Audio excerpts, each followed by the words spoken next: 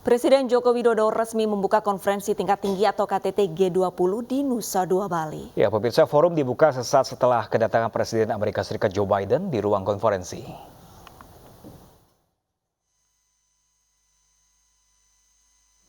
Puncak konferensi tingkat tinggi G20 hari ini resmi dimulai. Presidensi G20 tahun ini dihadiri oleh 37 kepala negara dari negara-negara anggota G20, negara undangan, serta pimpinan lembaga internasional. 3 negara besar termasuk Amerika Serikat, China, dan Rusia turut hadir dalam acara puncak KTT G20 Bali hari ini. Saya nyatakan KTT G20 dibuka.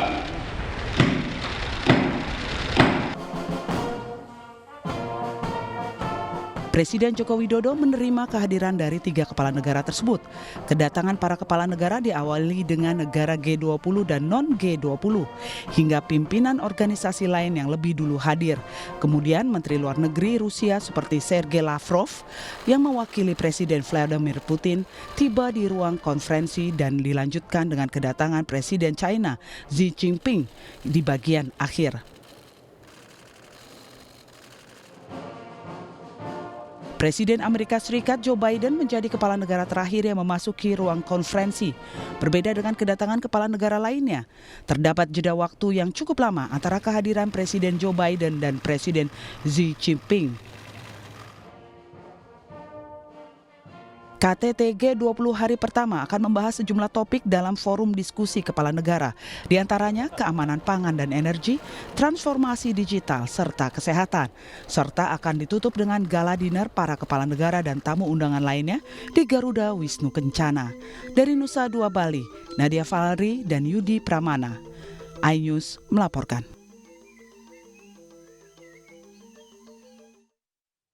Dan pemirsa, selengkapnya mengenai puncak KTT G20 sudah ada rekan kami Nadia Valery langsung dari Nusa Dua Bali.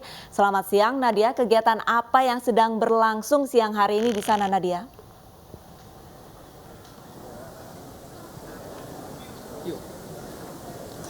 Selamat siang Arlista, Pram, dan juga pemirsa. Hari ini Presiden Joko Widodo resmi membuka konferensi tingkat tinggi G20 di Nusa Dua Bali, di mana pembukaan tadi dilangsungkan sekitar pukul 10 waktu Indonesia Tengah, dan presidensi G20 kali ini dihadiri oleh 37 pimpinan negara dari kepala negara G20 maupun non-G20 dan juga pimpinan lembaga internasional. Tadi ada beberapa poin penting yang kami catat dari pidato pembukaan Presiden Joko Widodo, di mana yang pertama, Presiden Joko Widodo menekankan terkait pentingnya menaruh perhatian terhadap pangan dan juga pupuk, dan jika ini tidak menjadi perhatian khusus bagi para kepala negara, maka ini dapat berpotensi menjadi krisis pangan pada tahun 2023 mendatang dan juga stabilitas harga. Kemudian yang kedua, Presiden Joko Widodo juga menekankan bahwa presidensi G20 ini harus berhasil untuk menghasilkan suatu kesepakatan ataupun mufakat, dan Presiden Joko Widodo juga mengajak para kepala negara yang hadir untuk bersama-sama mengesampingkan perbedaan agar tercapainya suatu kesepakatan dan upaya untuk bersama-sama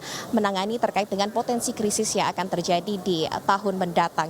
Kemudian juga untuk hari ini, selain agenda utama yang akan dilangsungkan yakni diskusi terkait dengan topik kondisi ekonomi global, kemudian juga kesehatan dan juga transformasi digital, namun hari ini juga diselenggarakan ataupun diagendakan akan berlangsung pertemuan bilateral antara beberapa kepala negara yang sudah hadir di KTT G20 Bali. Seperti yang kita ketahui juga kemarin Presiden Republik Indonesia Joko Widodo sudah melangsungkan beberapa kali pertemuan bilateral dengan sejumlah kepala negara, di antaranya pertemuan dengan Presiden Amerika Serikat Joe Biden, kemudian pertemuan dengan Perdana Menteri Jepang Fumio Kishida, dan juga pertemuan dengan Presiden Turki Erdogan, serta Presiden Uni Emirat Arab Muhammad bin Zayed, dan juga Presiden Komisi Eropa Ursula von der Leyen. Dan juga kemarin kita perhatikan ini memang ada pertemuan bilateral yang paling menarik ataupun paling ditunggu di tengah-tengah KTT G20 ini, yakni pertemuan bilateral antara Presiden Amerika Serikat Joe Biden dan Presiden China Xi Jinping, yang mana keduanya memperbaiki jalur komunikasi, dan mereka sepakat jika memperbaiki jalur komunikasi antara kepala negara ini dapat terhindarkan dari potensi krisis dan juga persaingan antara kedua negara. Ya, Arlista, Pram. Ya, Valery melaporkan langsung dari Nusa Dua Badung Bali. Terima kasih rekan Nadia. Pemirsa, sejumlah kepala negara dan lembaga internasional telah tiba di Pulau Dewata, Bali. Mereka yang sudah tiba diantaranya Perdana Menteri Inggris Rishi Sunak, Presiden Cina Xi Jinping, dan Presiden Amerika Serikat Joe Biden.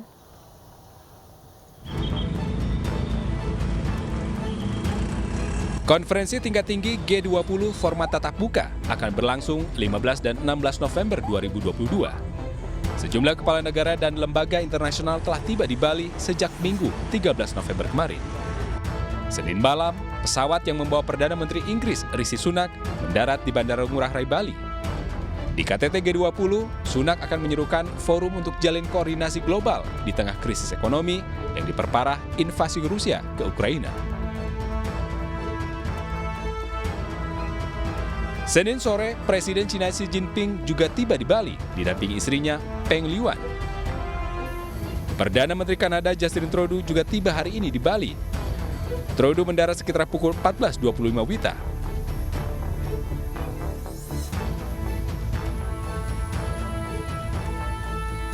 Presiden Turki Recep Tayyip Erdogan beserta ibu negara Emine Erdogan juga telah tiba di Bali pada Senin siang.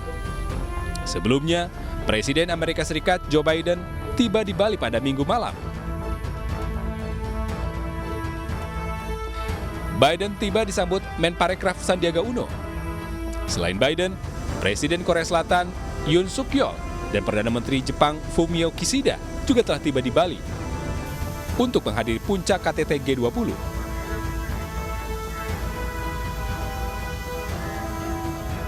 Sementara itu, Presiden Rusia Vladimir Putin batal menghadiri KTT G20.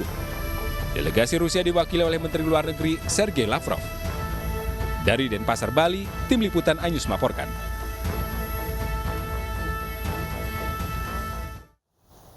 Dalam kehadiran dua pimpinan negara saling menyampaikan pandangan soal kepentingan kerjasama antara Indonesia dan Amerika Serikat. Ya, pemirsa, Presiden Joe Biden memandang Indonesia sebagai partner strategis.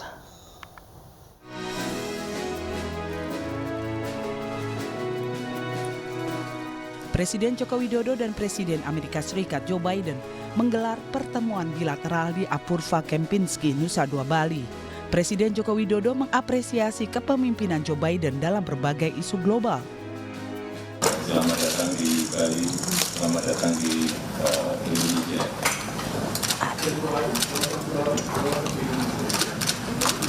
Saya sangat menghargai kehadiran Presiden Biden di KTT G20 dari Bali.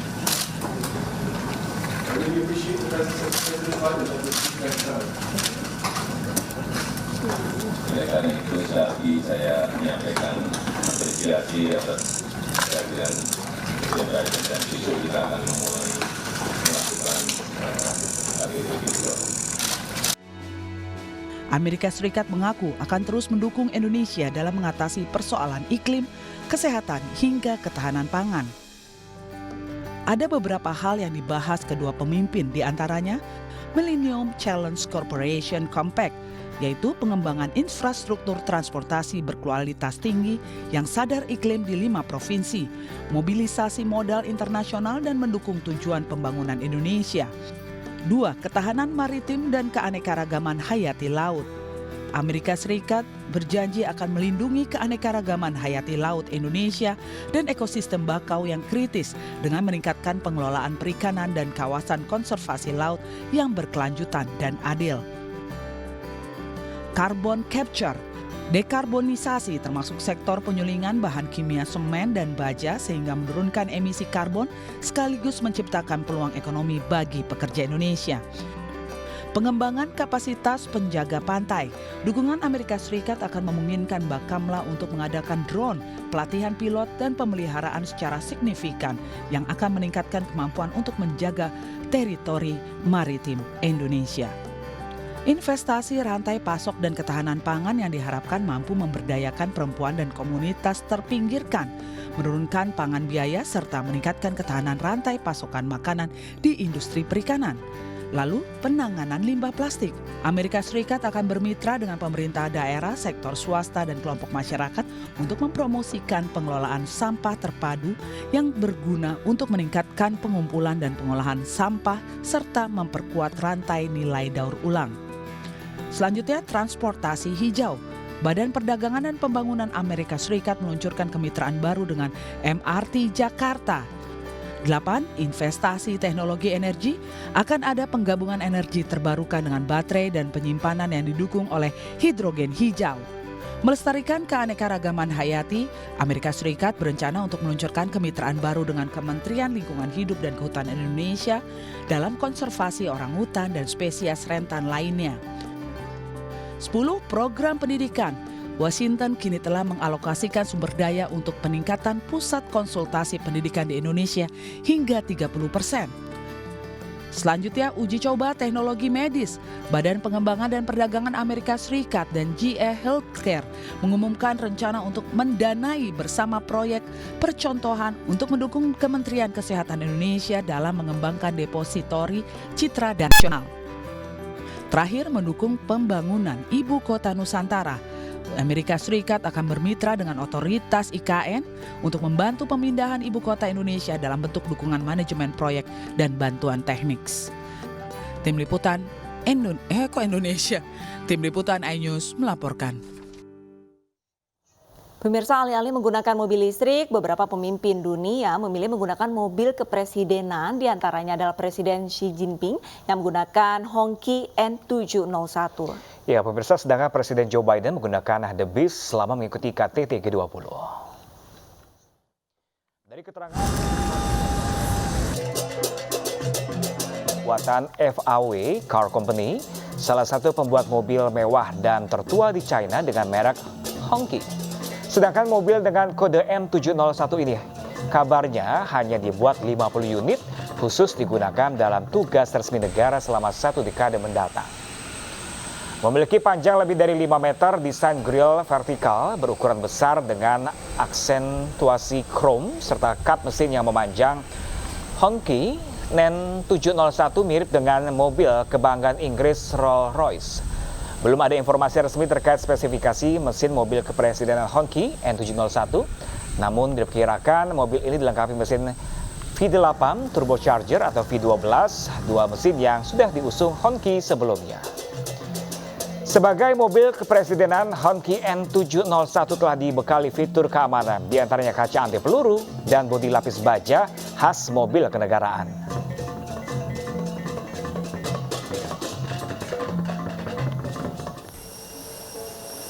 Seperti namanya, The Beast diklaim menjadi salah satu mobil paling aman sekaligus paling buas di dunia. Kendaraan yang dihargai sekitar 20 miliar rupiah ini dilengkapi dengan tangki bahan bakar berlapis baja yang dibungkus busa tahan api, sistem pencegah kebakaran, pasokan oksigen terpisah, serta senjata ekstra di bagasi. Eksterior The Beast mampu menangkal segala jenis proyektil serangan mulai dari peluru, mortir, bom hingga meriam. Bodi The Beast adalah hasil ramuan beberapa jenis logam seperti aluminium, titanium, baja ganda, dan keramik. Sedangkan kaca jendela The Beast punya ketebalan 5 hingga 6 inci sehingga mampu menahan gempuran bom maupun terjangan peluru tajam. Uniknya, The Beast juga dilengkapi lemari penyimpan stok beberapa botol darah milik sang presiden. Dengan berat yang fantastis, tak heran mobil ini dijuluki Cadillac One ini. Rakus bahan bakar, The Beast membutuhkan 1 liter BBM hanya untuk jalan sejauh 1,7 kilometer.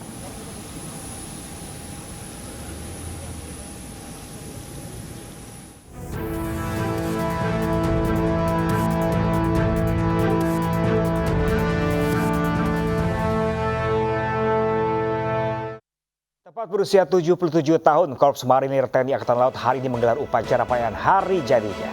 Hari ini siang akan segera kembali dengan informasi selengkapnya.